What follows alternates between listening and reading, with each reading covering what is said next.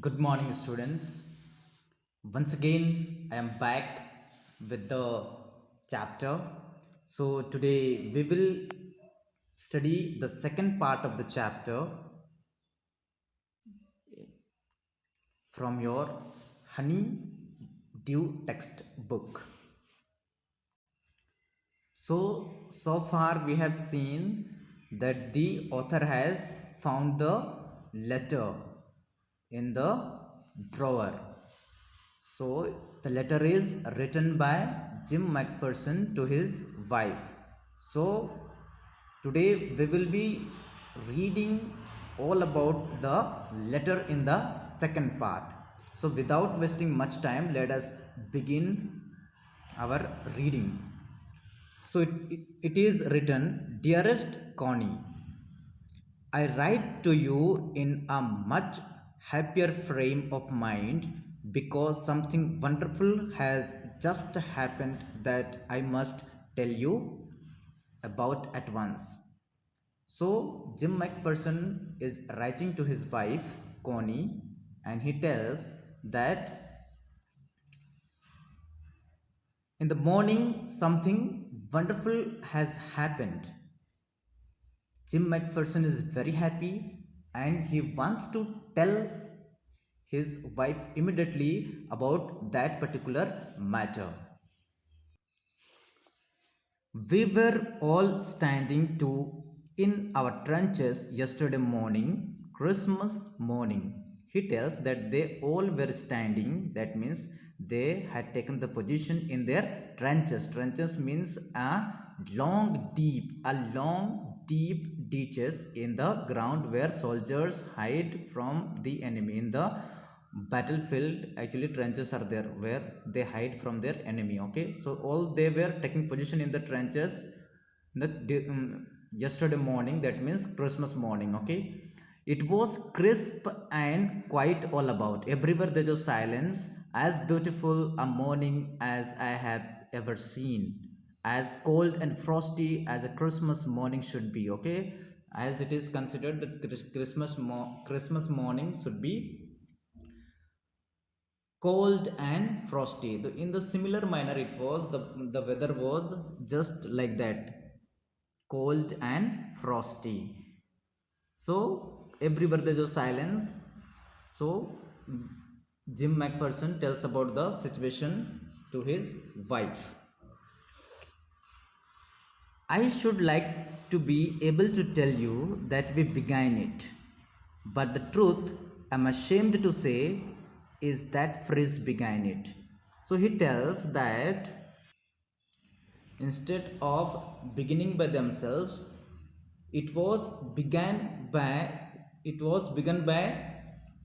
the fridge, that means the German soldiers. Okay, that's why he is ashamed to say about it.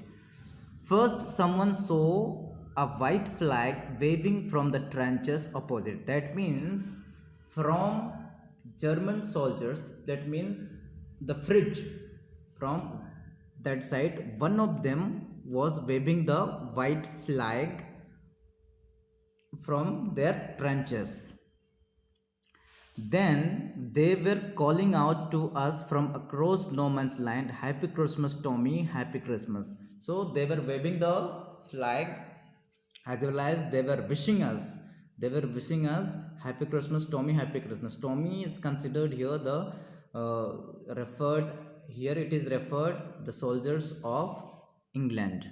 So the German soldiers, they are wishing them Happy Christmas, Tommy, Happy Christmas.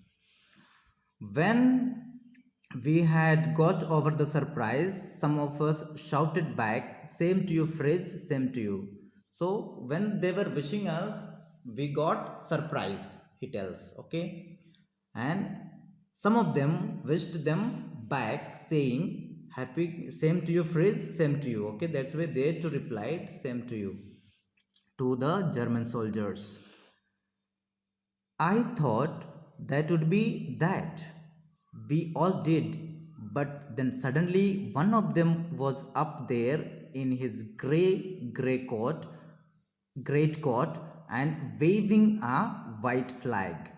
So when they were doing these things, then suddenly one of them comes up with his grey great coat and waves a white flag and says, "Don't shoot, lads." He comes there and says, "Please don't shoot, lads." Someone shouted, and no one did. Then there was another freeze up on the parapet, and another. "Keep your heads down." I told the men it's a trick, but it wasn't. Now, one by one, the German soldiers were coming towards them. That's why he says that he says to his comrade to keep their heads down because it could be a kind of trick. But in fact, it was not a trick. One of the Germans was waving a bottle above his head. "It is Christmas Day, Tommy. We have snaps, we have sausage, we meet you." Yes. By this time, there were dozens of them walking towards us across no man's land and not a rifle between them. So now, one of them was having bottle and he was waving above his head, and he says that it is a Christmas Day, Tommy. That means the soldiers of England, and they had snaps. That means snaps is a kind of drink in Germany. Okay, and they had also sausage and everything, and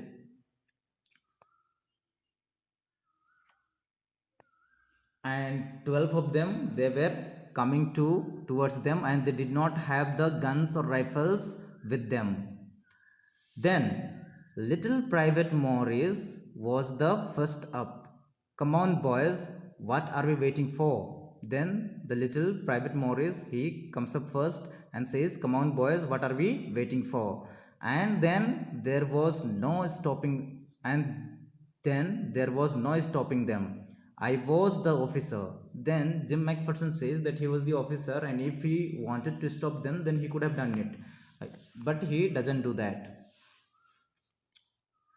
"I should have stopped them there and then, I suppose, but the truth is that it never even occurred to me I should."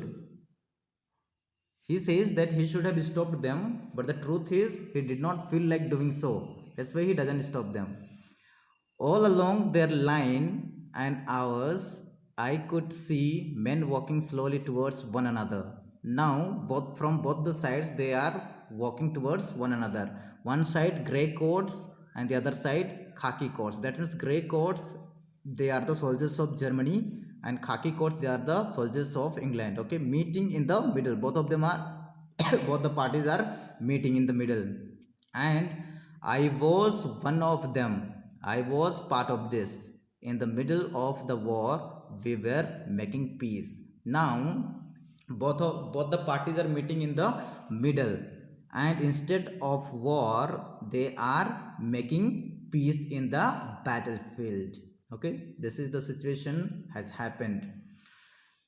You cannot imagine, dearest Connie, my feelings as I looked into the eyes of the fridge officer who approached me, hand stretched. "Hans Wolf," he said, gripping my hand warmly and holding it.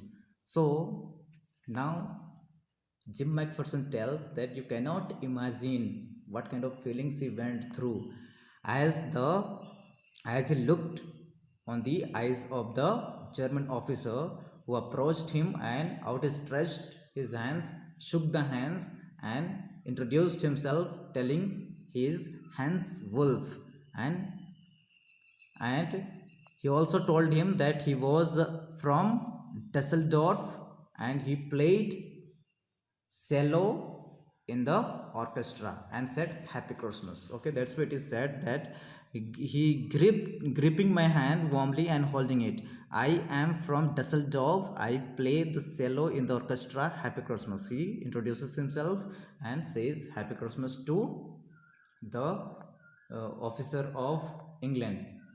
The, that is Jim McPherson. Captain Jim McPherson, I replied, and a happy Christmas to you too. I am a school teacher from Dorset in the west of England. So, in the similar manner, Jim McPherson as well replies, introducing himself that he is Captain Jim McPherson. Before coming to the war, he was a school teacher from Dorset and from the west part of England. Ah, Dorset, he smiled. He said, oh, Dorset, he smiled and said, I know this place. I know it very well, he says. Okay, when Jim McPherson introduces himself, that time Hans Wolf says that he knows the place, he knows it very well. We shared my rum ration and his excellent sausage. So Jim McPherson had rum with him, and the other side Hans Wolf had sausage. So they shared both of them their things, okay? And we talked, and also they talked. Connie, how we talked, he spoke almost perfect English. So Jim McPherson tells that Hans Wolf, being a German, spoke English perfectly. But it turned out that he never set foot in Dorset, never even been to England. He had learnt all he knew of England from school and from reading books in English. So he says that he was never been in England, but he knew about England from his school and from reading the books. His favorite writer was Thomas Hardy. His favorite book, Far from the Madding Crowd. So out there in no man's land, we talked of Bathsheba and Gabriel Oak and Sergeant Troy and Dorset. So both of them were talking in the no man's land. So his favorite writer was Thomas Hardy, and his favorite book was Far from the Madding Crowd. He had a wife and one son born just 6 months ago. As I looked about me, there were huddles of khaki and grey everywhere. So he looked about and saw that everywhere there were grey and khaki coats, they were mixed up. Okay, they were mixed up. So all over no man's land, everywhere he says that the khaki coats and the grey coats, they all have mixed themselves, and what they are doing there, smoking, laughing, talking, drinking, eating, all these things they are doing there. Hans Wolf and I shared what was left of your wonderful Christmas cake, Connie. So he says that Connie had sent him Christmas cake. So whatever was left, both of them, both the officers, the German officer Hans Wolf and the English officer Jim McPherson, both of them shared the Christmas cake which Connie had sent for Jim McPherson. He thought the marzipan was the best he had ever tasted. I agreed. We agreed about everything, and he was my enemy. There never was a Christmas party like it, Connie.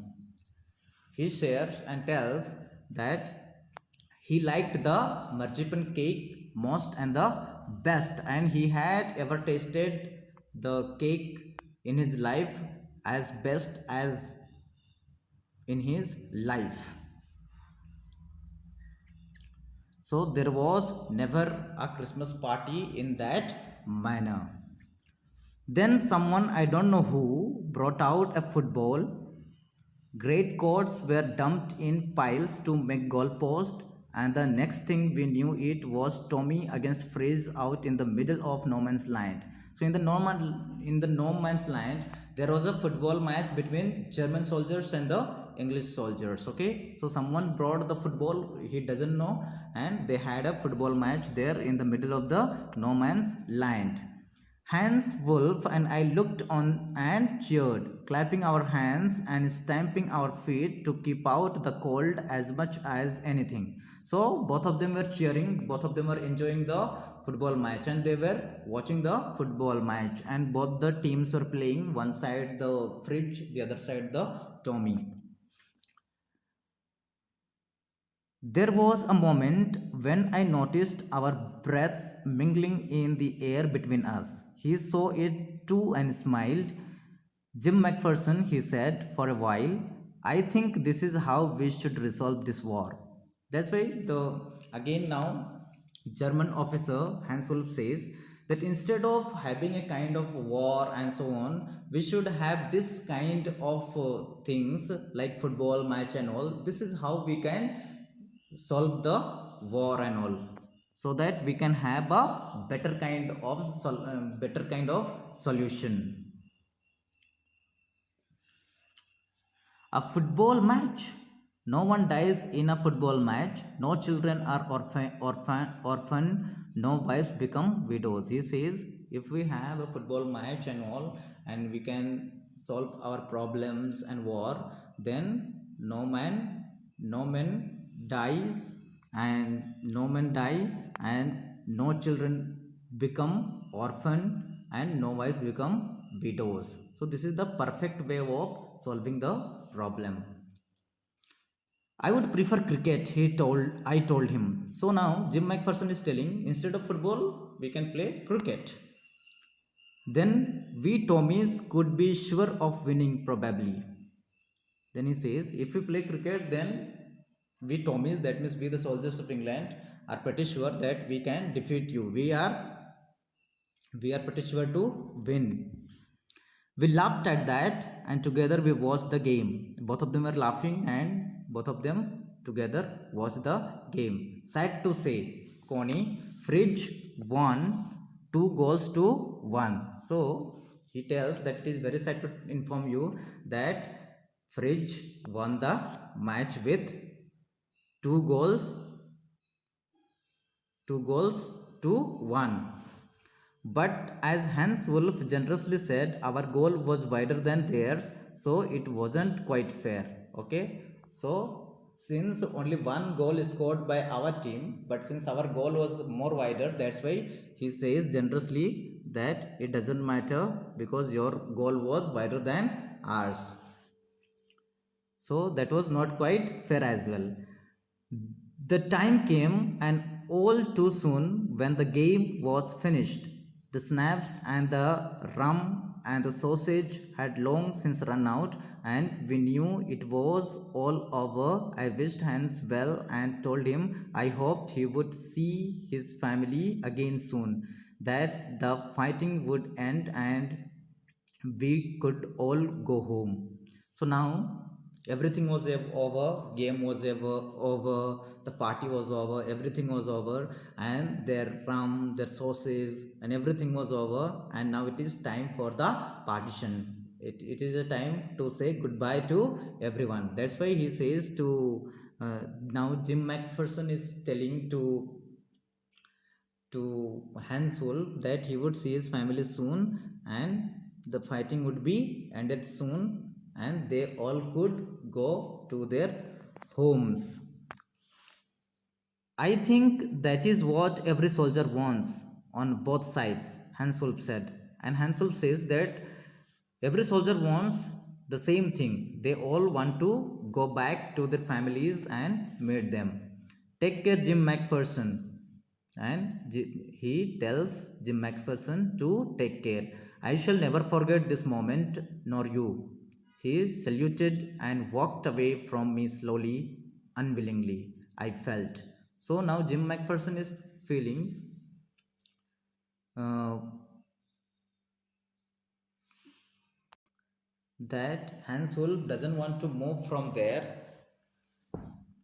but unwillingly he moved, and he told that they would never forget this moment, neither he nor neither he nor me. And he saluted and walked away slowly.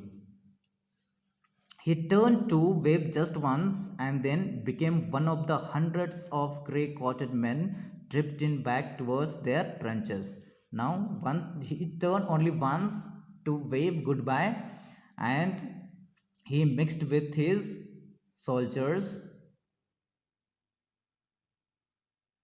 of grey coated men, and they all drifted back towards their trenches. That night, back in our dugouts, we heard them singing a carol and singing it quite beautifully. So, that particular night, in their dugouts, they were singing Christmas carols, and they sang the Christmas carols beautifully. It was still night, silent night. Okay, the song they were singing was Still Night, Silent Night. Our boys gave them a rousing chorus of Wild Shepherds Watched. So the German soldiers they were singing the Christmas carol Still Night, Silent Night, and the other side the English soldiers they were singing Wild Shepherds Watched. So both of them were exchanging the carols for each other. We exchanged carols for a while and then we all fell silent. For sometimes, for a while, they exchanged the carols for each other, and after sometimes they all fell silent. Everywhere there was a silent. We had our time of peace and goodwill, a time I will treasure as long as I live. So,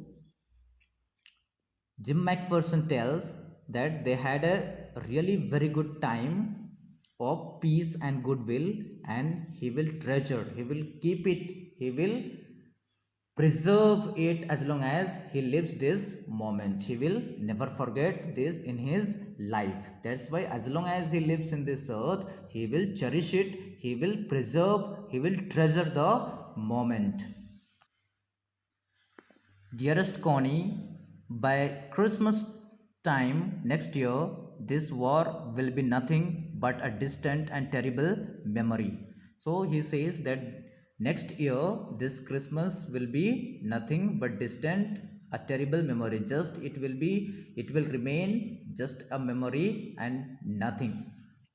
I know from all that happened today how much both armies long for peace. We shall be together again soon, I am sure of it. Your loving Jim. So now, through this incident, he says that both the armies long for peace. Instead of war, they should not ha- instead of war they should look for the peace, because both the armies long for the peace, and he says that they shall be together again. He is very sure of it, and he concludes his letter writing, your loving Jim. So this is the letter. Okay, so the comprehension check questions are there. I want you to uh, listen to the explanation carefully and please go through the questions. For time being, thank you and have a nice day.